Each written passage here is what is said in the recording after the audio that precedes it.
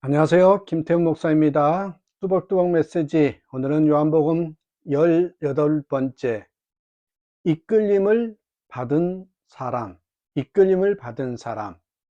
요한복음 6장 30절에서 59절의 말씀 가지고 오늘도 뚜벅뚜벅 함께 걸어가겠습니다. 예수님께서 오늘 본문의 51절에서 말씀하십니다. 나는 하늘로서 내려온 산떡이니 사람이 이 떡을 먹으면 영생하리라.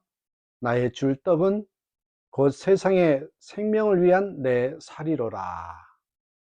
자, 이 생명의 떡을 먹은 사람은 어떤 사람일까요? 하나님께로부터 이끌림을 받은 사람입니다.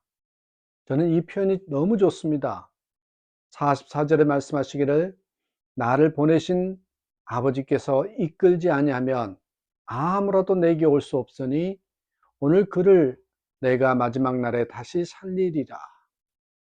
이 말씀 의미는 대단히 귀중합니다. 이끈다. 이끈다는 것은 어부가 물고기를 잡기 위해서 그물을 던져서 고기가 꽉 찬 그물을 이렇게 끌어낸다라는 말입니다.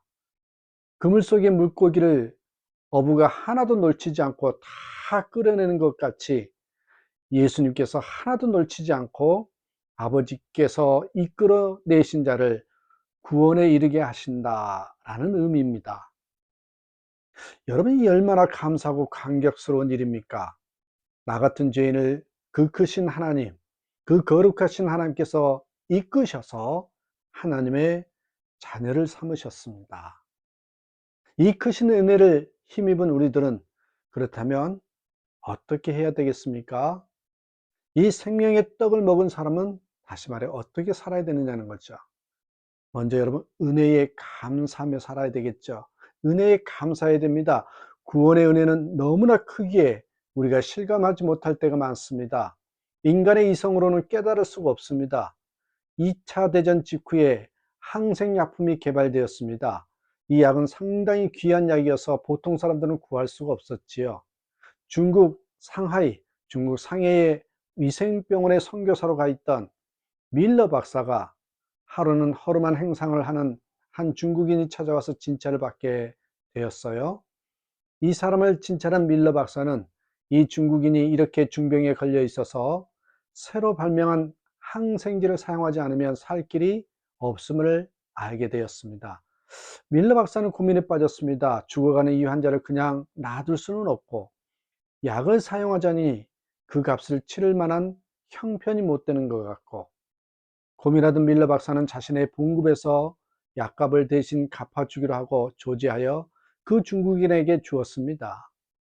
약값이 얼마예요? 하는 중국인에게 밀러 박사는 거저 가지고 가시오 하고 약봉투를 지어 보냈습니다. 선한 일을 한 밀러 박사는 돌아가는 중국인의 뒷모습을 바라보며 흐뭇했지요. 그런데 이 중국 사람도 이 중국 사람은 복도 저 끝에 가서 조금 전에 지어진 그 비싼 약을 땅에 전부 다 땅에다가 쏟아붓고는요, 발을 비비면서 하는 말이 여태껏 돈을 주고 사 먹어도 낫지 않는 병이 거저 주는 약을 먹고 낫겠는가? 투덜대면서 가버린 겁니다. 이 약은 값이 싸서 거저 준 것이 아니었습니다. 그 사람의 형편으로는 도저히 값을 치를 수가 없어서 거저 준 은혜였지요. 하나님께서 우리의 구원을 은혜의 선물로 거저 주시는 것은 구원이 싸구려이기 때문이 아닙니다. 값이 엄청나서 그 값을 정할 수 없기 때문이지요. 그러므로 우리는 해야 할 일이 뭡니까? 감사해야 합니다. 감사 대 범사에 감사해야 합니다. 혹 어려운 일들로 인해서 괴로워하고 있습니까? 하나님은 범사에 감사라고 하셨습니다. 왜요? 우리 존재가 얼마나 귀한 구원받은 존재라는 걸 알면요. 그럼 또 어떻게 살아야 될까요? 하나님의 자녀답게 살아야 합니다. 어느 가정에 인상 깊은 가훈을 본 적이 있습니다.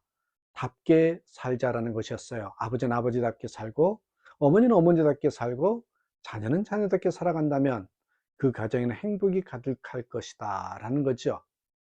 우리는 모두 예수 그리스도의 십자가의 피의 공로로 구원받은 하나님의 자녀들입니다. 그러므로 하나님의 자녀는 하나님의 자녀답게 살아야 합니다.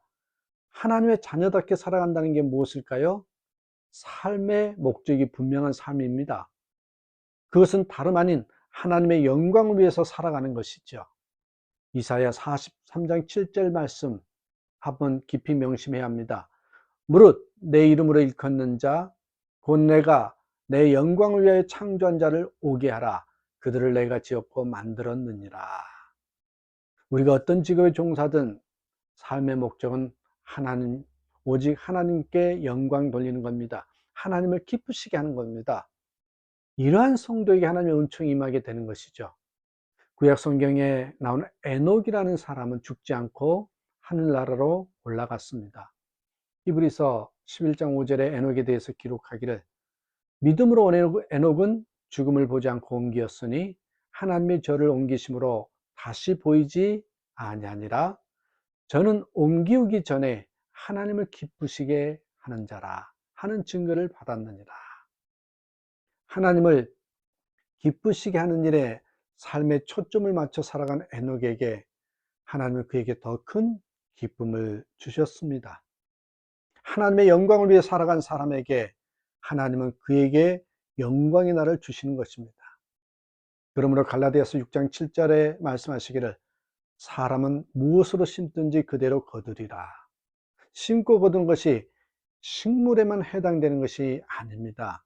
하나님을 향한 인간의 삶도 똑같이 적용되는 겁니다. 그러므로 하나님의 자녀인 우리들이 살아가야 할 삶의 목적은 오직 하나님의 영광입니다. 고린도전서 10장 31절 너희가 먹든지 마시든지 무엇을 하든지 다 하나님의 영광을 위하여 하라. 그리고 또 하나 여러분 마지막 하나 더 보고 싶은 것이 복음의 빚진 마음으로 살아야 합니다. 예수 그리스도의 십자가의 은혜로 구원받은 성도가 깊이 명심해야 할 것은 나 자신만의 구원으로 만족해서는 안 된다는 것입니다. 나를 구원하실 때는 나만의 구원이 아니라 나로 인해 또 다른 사람을 구원하시려는 하나님의 계획이 있습니다. 이처럼 구원받은 자의 그 책임을 깊이 깨달은 바울 사도는 로마서 1장 14절 16절에 말하기를 헬라인이나 야만이나 지혜 있는 자나 어리석은 자에게 다 내게 빚진 자라 다 내가 빚진 자라 그러므로 나는 할 수 있는 대로 로마에 있는 너희에게도 복음 전하기를 원하노라. 내가 복음을 부끄러워하지 아니하노니 이 복음은 모든 믿는 자에게 구원을 주시는 하나님의 능력이 됩니다. 예수님을 믿는 사람은 전도에 대해서 빚진 마음을 가져야 한다는 것입니다. 선교에 대해서 빚진 마음을 가져야 한다는 것입니다. 빚은 반드시 갚아야 하잖아요. 갚지 않으면 도둑이라고 하잖아요. 내 쓸 걸 못 써도 내 먹을 걸 먹지 못해도 빚은 갚아야 합니다. 그래야 사람 대접을 받을 수 있습니다. 우리 모두는 복음의 빚진 자라고 했습니다. 누군가가 내게 전해준 복음을 통해서 내가 구원을 얻어 하나님의 자녀가 되었습니다. 이것이 내게 큰 은혜의 빚입니다. 그러므로 이 복음의 빚을 갚고자 바울 사도는 또 다른 이에게 복음을 전한다고 했습니다. 우리 모두가 이와 같은 마음을 가져야 되겠죠. 카터 전 대통령은 그의 저서에서 이런 고백을 합니다. 나는 내 교회 전도 프로그램에 14년 동안 참가해서 10가정씩 140가정을 방문하여 전도한 것을 자랑으로 여기고 있었다.